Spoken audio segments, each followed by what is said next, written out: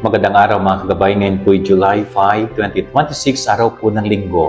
Ako po si Father Marvin at ang ating ebanghelyo ay hango sa ebanghelyo ni San Mateo, chapter 11, verse 25 to 30.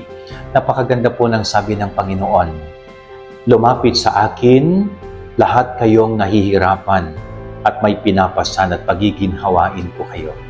Ang ganda-ganda po ng salita ng Panginoon na ito. Kung tayo ay walang ibang matatakbuhan, kung tayo walang ibang malapitan, ang Diyos ay palagi pong nandyan. Always available ang Diyos. Lalong-lalo na po sa mga dumaranas ng hirap at talagang sakit sa kanilang buhay. Na huwag niyo po sanang maramdaman na kayo'y nag-iisa.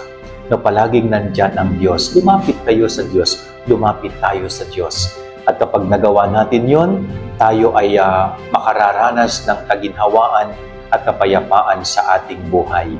Yan ang ating gabay-aral ng maghapon. God bless po sa inyo lahat. Pagpalain kayo ng Panginoon.